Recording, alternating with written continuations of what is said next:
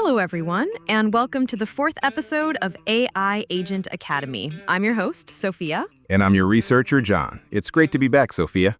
Welcome, John. For our listeners, it feels like you can't go anywhere in the tech world lately without hearing the term AI agent. It's everywhere.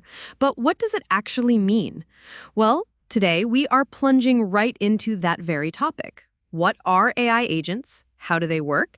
And how are they already starting to change our lives? We're going to cover it all from A to Z. If you're ready, John, let's start at the very beginning.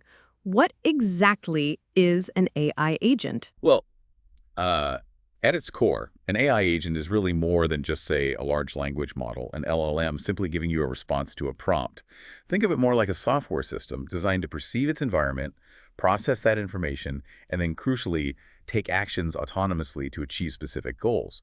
And all this without needing constant human oversight. Autonomously. Yeah, as a continuous looping system. An LLM might provide the initial thought or maybe a plan, but the agent uses that output to drive actual actions, track its own progress, its context, and keep reasoning until it successfully reaches its goal. Now, while they aren't fully autonomous in every single scenario just yet, they definitely represent a significant leap in independent operation. They're capable of reasoning, acting, and iterating all on their own. That really highlights a fundamental shift, doesn't it? It's not just answering, it's doing. But how did we get to this point? Can you maybe walk us through the evolution, these different levels of AI systems that paved the way for agents? Absolutely. Yeah, we can generally categorize AI systems into maybe three main levels. Each one builds on the last and represents increasing levels of, autonomy and complexity. We start with large language models, or LLMs, which many people know. Then we move to AI workflows, and finally we arrive at AI agents. This progression, it really shows how AI has evolved from just basic text generation to much more sophisticated self-driven systems. Right. And for anyone who's played around with ChatGPT or similar tools, LLMs are probably a familiar starting point. Yeah. But before we jump fully into agents, maybe let's quickly recap their core traits and, I think crucially, their limitations, the things agents are trying to overcome. Good point. Yeah, LLMs like ChatGPT, Google Gemini, Claude, they're essentially the foundational layer for many AI systems we interact with daily. They're designed to generate very human-like text by analyzing your input and using patterns from their, vast training data. So if you ask an LLM to draft an email, for example, it's fantastic at that. However, their limitations are key here. First, they generally have quite limited data access right out of the box. They can't access real-time information or proprietary data like your personal calendar unless they're explicitly connected up to external systems. Okay. Second, and this is important, they are inherently passive. They just wait for your prompt, then they respond, and that's it. They won't proactively refine or act on their outputs without you giving further instructions. They are reactive, not proactive. So reactive and kind of isolated in their data, how do we give them more agency then to actually do things beyond just generating text? Is that where the idea of AI workflows started to come in? Precisely, yes. AI workflows, they build on LLMs by introducing automation, but through predefined sequences. These are excellent for streamlining repetitive tasks that have a pretty predictable structure. Like scheduling posts or something? Exactly. You could set up a workflow, for instance, to automatically generate social media content, format it, maybe use tools like Google Sheets or Perplexity, and then schedule posts. But here's the constraint. These workflows operate based on human-defined rules. Okay. Rigid. Very rigid. It means they can't really adapt to unexpected changes or new scenarios without you manually stepping in and tweaking the rules. So tasks requiring real-time adjustments or, genuine creativity often fall outside their capabilities. Retrieval-Augmented Generation, or RAG, is actually a powerful technique often used here. It helps models look up external information before answering, which is great, but it still follows that predefined path within the workflow. So if you programmed it to check my calendar, it checks my calendar. But if I then ask about the weather... It won't know. Yep. Exactly. Unless that specific capability, that weather check, was also explicitly programmed into that workflow, it's still following orders, essentially. Okay, so LLMs are reactive, workflows are rigid following orders. Here's where it gets really interesting then.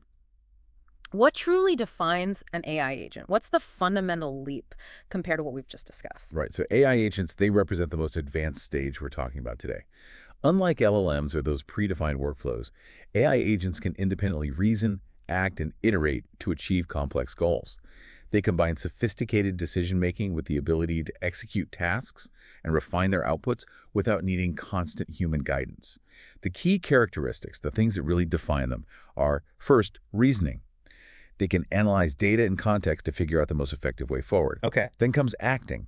They're not just thinking, they're actually doing. They use tools or APIs to efficiently execute tasks in the real or digital world. And finally, iterating. And this is so crucial. They continuously learn and improve based on feedback or the results they get over time. Iterating, like learning from mistakes. Exactly. Or just learning how to do something better. For example, think about an AI agent tasked with indexing video content. It could analyze clips, identify relevant scenes, categorize them, and crucially, over time, it would refine its own methods, improving its accuracy and efficiency without someone constantly tweaking its parameters. It learns on the job, so to speak.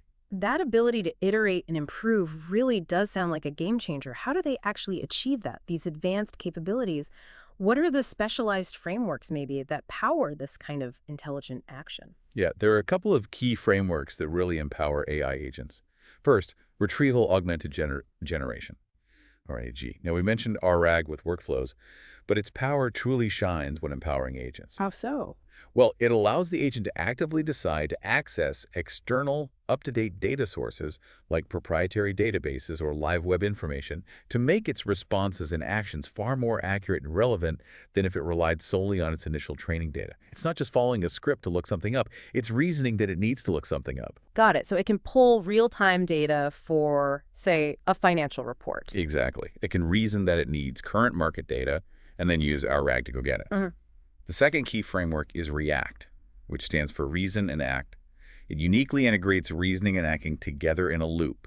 This is particularly effective for goal-oriented systems that require both strategic thinking and then the ability to execute actions based on that thinking. Okay, REACT. Can you give an example? Sure.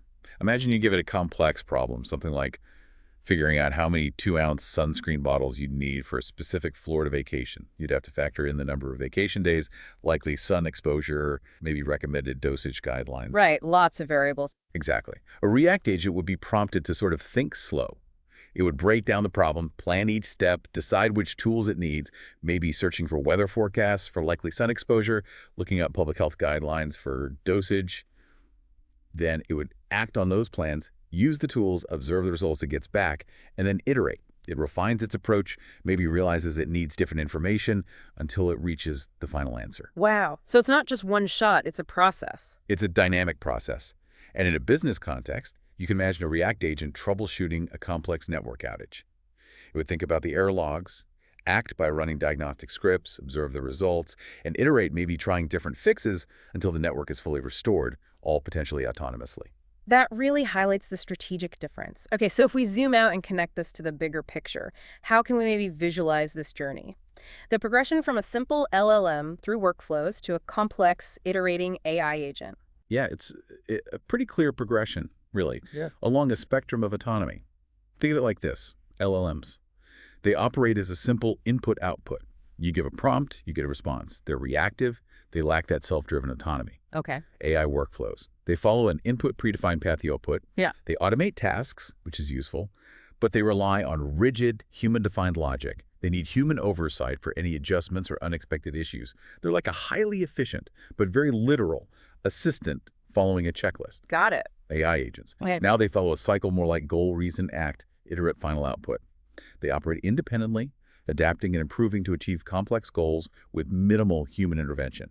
And the crucial distinction here, I think, is that with an AI agent, the LLM itself becomes the decision maker in the workflow, not the human. It's a real shift in control. That shift in the LLM's role from just generating text to being the decision maker, that feels significant. So beyond these frameworks like RG and React, what's the fundamental cycle, the sort of internal mechanism that dictates how an AI agent operates and allows this independent reasoning and action? Right.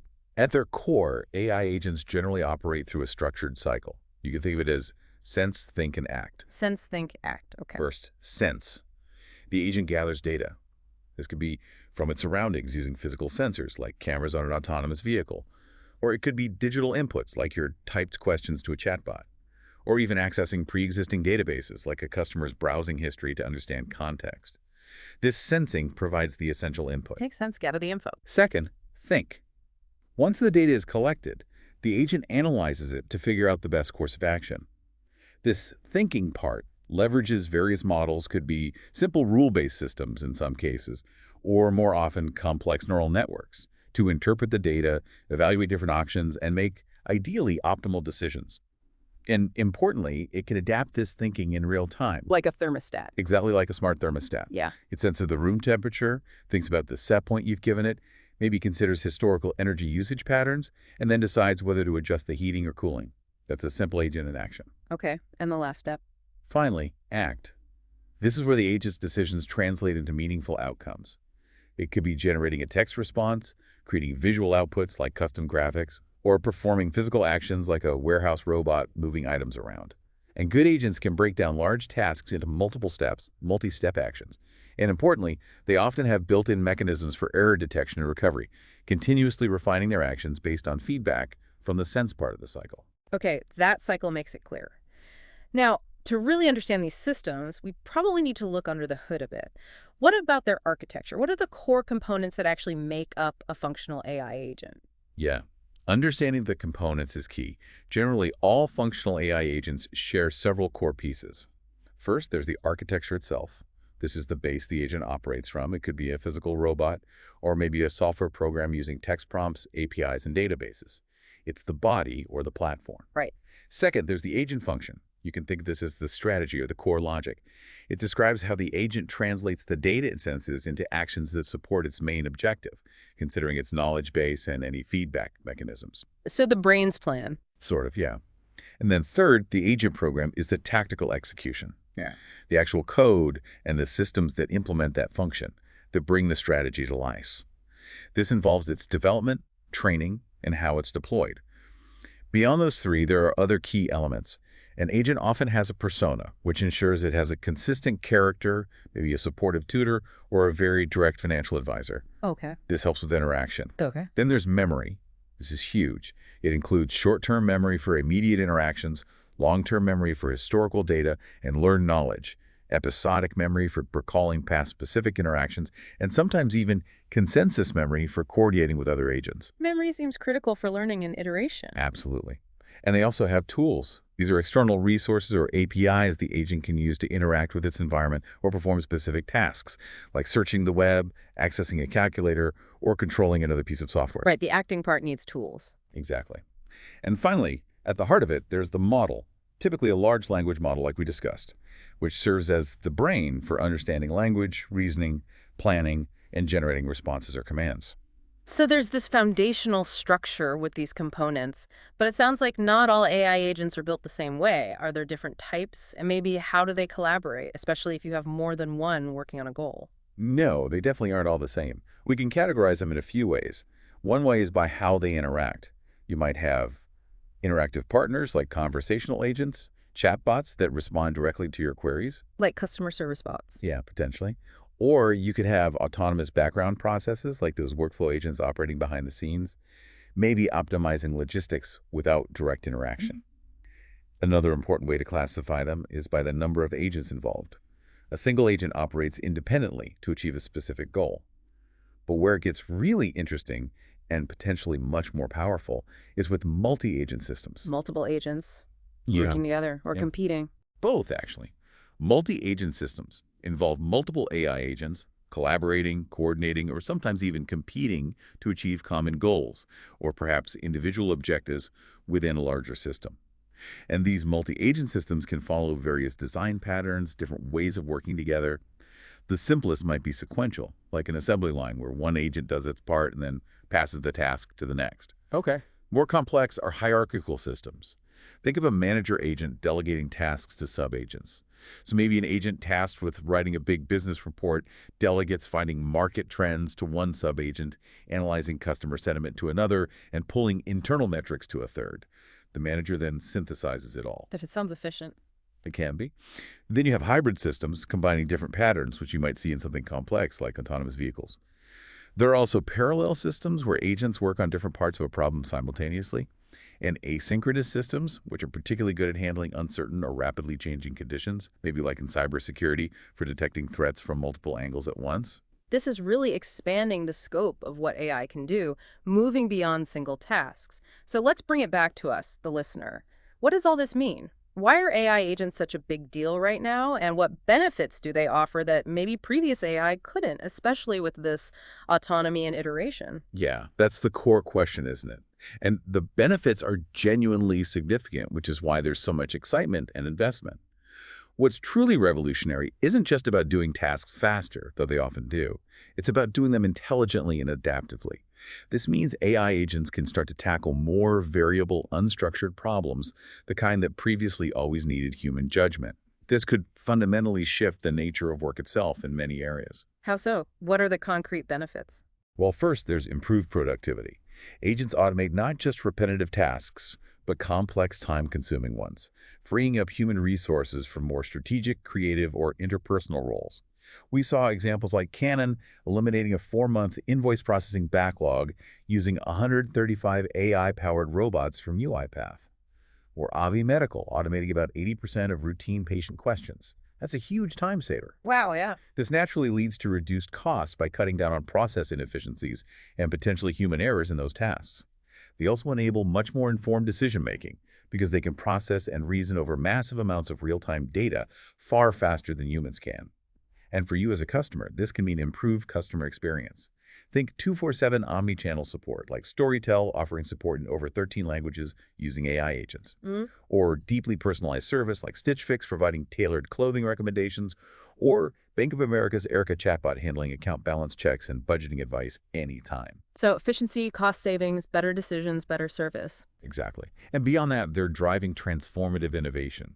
They're helping solve problems that were once considered maybe too complex or data intensive, everything from helping with early disease detection in healthcare to spotting sophisticated fraud attempts in real-time finance.